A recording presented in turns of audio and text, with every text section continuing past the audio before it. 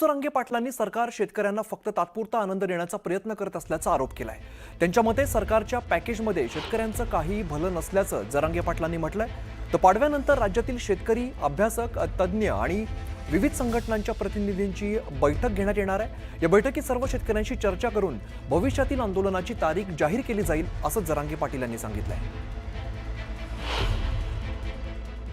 आता सरकार शेवटी तात्पुरता आनंद देणारं सरकार आहे आणि हे आज नुसते हेच नाही तर 75 वर्षापासून शेतकऱ्याच्या पदरात असेच पडलेत की फक्त आशा लावायची, द्यायचं काहीच नाही। त्याला एक मन सुद्धा आहे, पण आज चांगल्या दिवशी मला ते सांगायची नाही।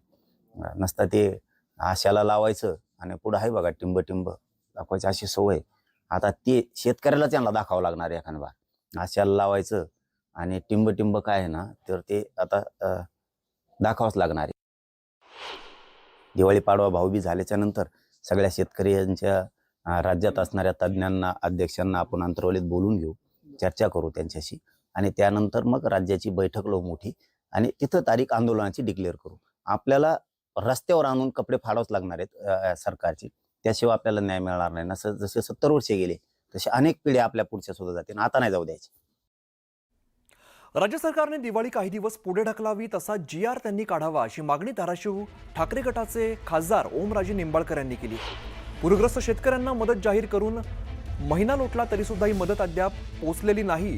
दिवाळीच्या पूर्वसंध्येलाच ही मदत दिली जाईल असं राज्य शासनाकडून जाहीर करण्यात आलं होतं, मात्र अद्याप ही मदत आलेली नाही। त्यामुळे सरकार जर दिवाळीला मदत करणार असेल तर सरकारने आता GR काढूनच दिवाळी पुढे ढकलावी असं म्हणत ओमराजेंनी भाजपावरती निशाणा साधलाय।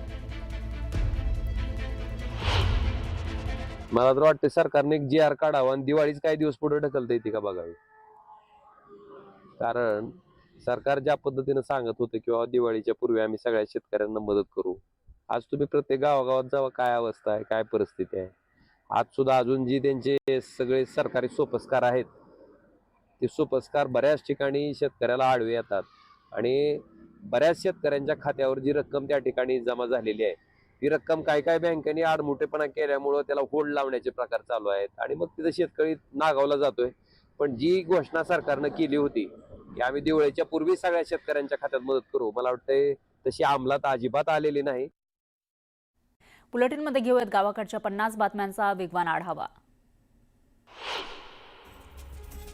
रायगड जिल्ह्यामध्ये पुन्हा एकदा अवकाळी पावसानं हजेरी लावली आहे। अचानक आलेल्या ऊन, वारा आणि पावसामुळे शेतकऱ्यांची चिंता आणखी वाढली आहे। माणगाव, रोहा, इंदापूर, तळा, म्हसळा परिसरामध्ये पावसानं आगमन केलं, त्यामुळे कापणी करून ठेवलेली भात शेती वाया जाण्याची भीती शेतकऱ्यांना सतावतीये। कोल्हापूर शहर आणि जिल्ह्यासह पावसानं दुपारपासून झोडपून काढण्यास सुरुवात केली आहे। या संपूर्ण परिसराला सततच्या पावसामुळे खरीप पिकांचं मोठं नुकसान झालंय, तर अचानक आलेल्या पावसामुळे नागरिकांची तारांबळ उडाली। कोल्हापुरातही मुसळधार पाऊस झाला। ऐन दिवाळीमध्ये परतीच्या पावसाचा पुण्याच्या शिरूर तालुक्यातील रांजणगाव परिसराला जोरदार तडाखा बसला। तासभर पडलेल्या या मुसळधार पावसामुळे रस्त्यांना अक्षरशः ओढ्याचं स्वरूप आलं। वाशिम शहरासह काही ठिकाणी पावसानं जोरदार हजेरी लावली। अचानक आलेल्या पावसानं दिवाळीवर विरजण पडलं। बाजारपेठेमध्ये धावपळ झाल्याचं पाहायला मिळालं। जळगाव जिल्ह्यातील रावेर शहरामध्ये झालेल्या मुसळधार पावसामुळे नागरिकांची तारांबळ उडाली। दिवाळीच्या दिवशी बाजारात लक्ष्मीच्या मूर्त्या, झेंडूची फुलं तसंच अन्य खरेदीसाठी आलेल्या नागरिकांची आणि ग्राहकांची मोठी तारांबळ उडाली। बीडच्या आष्टी तालुक्यामध्ये वादळी वाऱ्यासह जोरदार पाऊस झाला। ऐन दिवाळीमध्ये पाऊस झाल्यानं शेतकऱ्यांसह गृहिणींची तारांबळ उडाली आहे। कर्जत तालुक्याला पावसानं पुन्हा एकदा झोडपून काढलेला आहे। विजांच्या आणि ढगांच्या कडकडाटासह जोरदार पावसाला सुरुवात झाली। शेतकऱ्यांची मात्र चांगलीच तारांबळ उडाली। अकोले शहरामध्ये आज पावसानं अक्षरशः जोरदार हजेरी लावली। दिवाळीच्या उंबरठ्यावर उत्साहानं बाजारात उतरलेल्या नागरिकांना या पावसानं अक्षरशः भिजवून टाकलं। फटाके, सजावट, त्याचबरोबर दिवे, फुलं, मिठाई आणि रांगोळीच्या साहित्याची खरेदी करताना नागरिकांची तारांबळ उडाली। रायगड जिल्ह्यातील कर्जत तालुक्यामध्ये अचानक मुसळधार पाऊस झाला। अचानक आलेल्या या पावसानं भात शेतीचं मोठं नुकसान झालंय।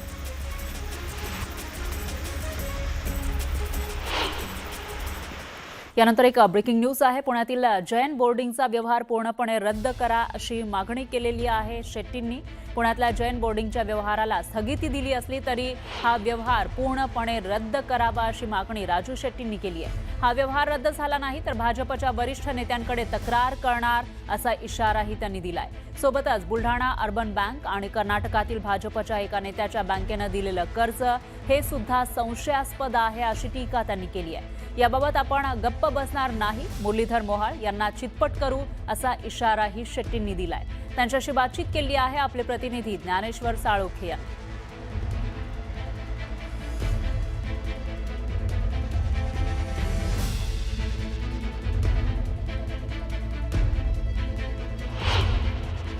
पुण्यातल्या जैन बोर्डिंगचा वाद चांगलाच चिघळताना आपल्याला पाहायला मिळतोय. राजू शेट्टी यांनी मुरलीधर मोहोळ यांच्यावरती गंभीर आरोप केल्यानंतर मुरलीधर मोहोळ यांनी राजू शेट्टी हे नुरा कुस्ती खेळत असल्याची टीका केली. या सगळ्यावरती बोलण्यासाठी आपल्यासोबत राजू शेट्टी आहेत. त्यांची या संदर्भातली प्रतिक्रिया आहे ती जाणून घेण्याचा प्रयत्न करूया. खरं तर हा सगळा वाद रंगताना पाहायला मिळते. जैन बोर्डिंगची जागा खरं तर 3,000 कोटीची बाजार भावात ती जागा जाईल, मात्र 230 इतक्या कोटींना कवडी मोलानं ती विकत घेतली गेली. त्यावरून तुम्ही आरोप करताय आणि तुम्हाला नुरा कुस्ती खेळत असल्याचं मुरलीधर मोहोळ म्हणतायत. मी नुरा कुस्ती खेळतो का कसली कुस्ती खेळतो हे मुरलीधरांना मोहोळ यांना लवकरच समजेल असं मी 2 दिवसापूर्वी बोललो होतो. मी असंही बोललो होतो की माझा पट चितपट झाल्यावरच कळतो आणि तो कळाला. धर्मादाय आयुक्तांना स्वतःच दिलेला निर्णय बदलून त्या एकूणच विक्री व्यवहाराला स्थगिती देण्याचा नवा निर्णय द्यावा लागला. यावरून माझी भूमिका किती योग्य होती आणि आम्ही योग्य दिशेनं योग्य पद्धतीनं मागणी करत होतो आणि अन्यायाच्या विरोधात लढत होतो हे सिद्ध झालेलं आहे. भूमिका काय राहते याच्यावर अवलंबून आहे. मी मगाशी म्हटलं त्या पद्धतीनं त्यांच्या मतदारसंघातला हा विषय आहे. त्यांनी पुढाकार घेऊन हे 65 वर्ष जुनं असणारं हे हॉस्टेल अबाधित राहावं, विद्यार्थ्यांच्यावर अन्याय होऊ नये म्हणून जर ते पुढाकार घेऊन आपला केंद्र सरकारमधलं असणारं वजन, लोकप्रतिनिधी म्हणून राज्य सरकारवर असणारा त्यांचा दबाव याचा वापर करून त्यांनी जर का हा व्यवहार पूर्णपणे रद्द करून पुन्हा ते विद्यार्थी हॉस्टेलमध्ये आले, स्थिरस्थावर झाले तर मग ह्याच मुरलीधर अण्णांचं उजळ मात्यानं त्यांचं स्वागत करायला सुद्धा मी मागं पुढं बघणार नाही किंवा त्यांचं अभिनंदन करायला मागं पुढं बघणार नाही. पण अजूनही ते गोखले बिल्डरनी चुकीचा व्यवहार केला असं म्हणायला तयार नाहीत आणि ते म्हणायला तयार नाही त्याचा अर्थ ते त्यात भागीदार आहेत असं अजूनही माझं मत आहे. व्यवहार पूर्णपणे रद्द झाल्याशिवाय मी तर काय गप्प बसणार नाही. अमित शहाना सुद्धा जाऊन मी विचारेन की सहकार राज्यमंत्री आहेत, ते सहकार मंत्री आहेत अमित शहा आणि त्यांच्याच एका माजी खासदाराच्या पतसंस्थेनं अशा पद्धतीनं एका मंदिरावर घाण बोजा करून 50 कोटीचा कर्ज कसं काय दिलं गेलं. कारण एका मंदिराचं राजकारण करून डोकी फोडून दंगली घडवून सत्तेवर आलेली तुम्ही मंडळी दुसरं एक मंदिर विकलं जात असताना त्याच्यावर घाण खत केलं जात असताना तुम्ही कसं काय गप्प बसता हे विचारणार आहे मी जाऊन. झाला नाही तर पुढची भूमिका आक्रमक असेल आणि माझी कुस्ती कशा पद्धतीनं असेल ते त्याच वेळी समजून येईल अशा पद्धतीचा स्पष्ट इशारा राजू शेट्टी देताना पाहायला मिळते. त्यामुळे या प्रकरणाला सध्या स्थगिती दिली असली तरी हा व्यवहार रद्द होणार का हे आता पाहणं महत्त्वाचं असणार आहे. Video journalist Sandeep Patil, Dnyaneshwar Salunkhe, news 18 Lokmat, Kolhapur. यानंतर बातमी आहे नवी मुंबईमधून. ब्रेकिंग न्यूज आहे. जगभरात आज दिवाळी सणाचा पहिला दिवस लक्ष्मीपूजन मोठ्या उत्साहात सुरू असताना अचानक पावसानं वादळी वाऱ्यासह हजेरी लावली आहे. विजांचा कडकडाट सुद्धा होतोय आणि जोरदार पाऊस पडतोय. या अवकाळी पावसामुळे दिवाळीनिमित्त लावण्यात आलेले ठिकठिकाणी आणि सार्वजनिक तसंच घरोघरी लावलेले कंदील हे पावसामुळे गळून पडले. तर दिवाळीनिमित्त उघड्यावर सुरू असलेले छोटे मोठे व्यावसायिक, रांगोळी, दिवे यांचंही मोठं नुकसान झालंय.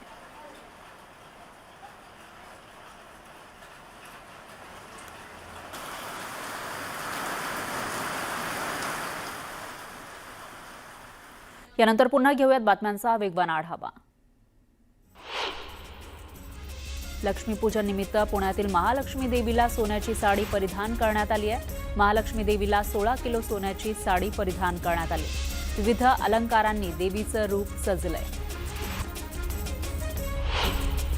दिवाळी आणि लक्ष्मीपूजन निमित्त पंढरपूरच्या विठ्ठल मंदिरात बीडमधील एका भाविकानं तब्बल 2 टन फुलांपासून आकर्षक अशी सजावट केली आहे. शेवंती, अष्टर, गुलाब, ऑर्किड या फुलांपासून आकर्षक सजावट करण्यात आली. शिर्डीमधील साई मंदिरातही दिवाळीचा मोठा उत्साह पाहायला मिळतोय. साई मंदिरात दिवाळीनिमित्त आकर्षक अशी विद्युत रोषणाई करण्यात आली आहे. फुलांची सजावट सुद्धा करण्यात आली आहे. यावेळी साईंच्या दर्शनासाठी भाविकांनी मोठी गर्दी केली. लक्ष्मीपूजन निमित्त मुंबईतील महालक्ष्मी मंदिरात भाविकांनी दर्शनासाठी गर्दी केली. भाविकांनी सकाळपासूनच दर्शनासाठी रांगा लावल्या. लक्ष्मीपूजन निमित्त साक्षात लक्ष्मीचं स्वरूप असलेल्या कोल्हापूरच्या अंबाबाई देवीच्या दर्शनाला भाविकांनी मोठी गर्दी केली. देशभरातून भाविक मंदिरात दाखल झाले.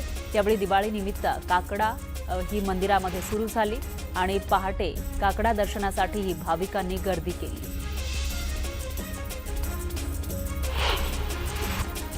जळगावच्या सुभाष चौक परिसरामध्ये पूजेच्या साहित्याच्या खरेदीसाठी नागरिकांनी गर्दी केली. संपूर्ण परिसरात दिवाळीचा उत्साह ओसंडून वाहत असल्याची दृश्य समोर आली. तर मागील वर्षाच्या तुलनेत यंदा विक्रीमध्ये चांगली वाढ झाल्याचं व्यापाऱ्यांनी सांगितलंय. जळगावात घरोघरी लक्ष्मीपूजनाचा उत्साह पाहायला मिळतोय. व्यापारी उद्योजक लक्ष्मीपूजनासह चोपडी पूजन करून लक्ष्मी मातेसमोर वर्षभराचा लेखाजोखा सादर करतायत आणि उद्योग व्यवसाय भरभराटीसाठी लक्ष्मी मातेला प्रार्थना करतात. संबळाच्या कडकडाटात तुळजाभवानी मातेच्या दरबारात अश्विन अमावस्येचा रात्री धगधगत्या अग्नीचा थरार अर्थात भेंडोळी उत्सव रंगला होता. आई राजा उदो उदो आणि काळ भैरवनाथाचं चांग भलच्या गगनभेदी जयघोषात अग्नीचा पेटता लोळ अंगाखांद्यावर वाहून नेण्याचा थरार सुमारे 1.5 तास सुरू होता. चोपडा शहरातील छत्रपती शिवाजी महाराज चौक मेन रोडवर झेंडूची फुलं विक्री करण्यासाठी दुकानं लागली आहेत. दसऱ्याला 80 रुपये तर 100 रुपये किलोनं विक्री होणारे झेंडूचे फुलं दिवाळीला मात्र आवक वाढल्यानं 30 रुपये किलोनं विकली जात आहेत.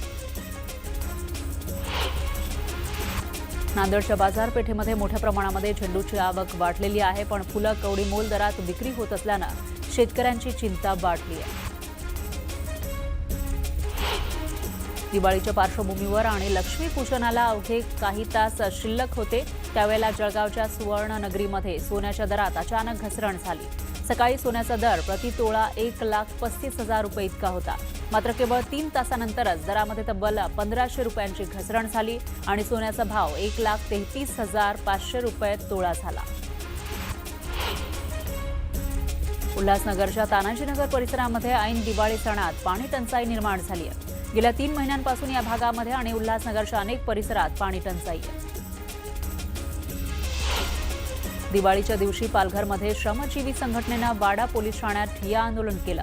वाड्यातील अल्पवयीन मुलींच्या खरेदी विक्री प्रकरणातील आरोपींना वाडा पोलिसांनी मोकाट सोडल्याचा आरोप श्रमजीवी संघटनेनं केलाय. भाजपमध्ये येणाऱ्या माजी आमदारांच्या प्रवेशाला सोलापुरातून भाजप पक्षाच्या पदाधिकाऱ्यांनी विरोध केलाय. भाजप शहर पक्ष कार्यालयाच्या बाहेर दक्षिण सोलापूर तालुक्यातील पदाधिकाऱ्यांनी निषेध आंदोलन केलं. सोलापूर तालुक्यातील आंदोलन करणाऱ्या भाजप कार्यकर्त्यांची समजूत काढण्यासाठी शहराध्यक्ष स्वतः मैदानात उतरले. भाजप शहराध्यक्ष रोहिणी तडवळकर हे आंदोलनस्थळी पोहोचले आणि भ्रष्टाचारी नेत्यांना प्रवेश नको अशा प्रकारच्या घोषणा यावेळी देण्यात आल्या. वर्ध्यामध्ये दिवाळीच्या दिवशी हजारो लोक रस्त्यावर उतरले आणि ते आंदोलन करू लागले. शेतकऱ्यांनी दिवाळी साजरी कशी करायची असा प्रश्न विचारण्यात आला. घरी पैसेच नाहीत, केवळ 500 रुपयात आपले सोयाबीन विकण्याची वेळ शेतकऱ्यांवर आली आहे असा आरोप राष्ट्रवादी काँग्रेस पक्षाचे खासदार अमर काळे आणि काँग्रेसचे माजी राज्यमंत्री रणजित कांबळे यांनी केला. गोरेगावमध्ये ठाकरेंच्या शिवसेनेच्या पदाधिकाऱ्यांनी महापालिकेच्या वॉर्ड ऑफिससमोर अभ्यंग स्नान करत अनोखं आंदोलन केलं.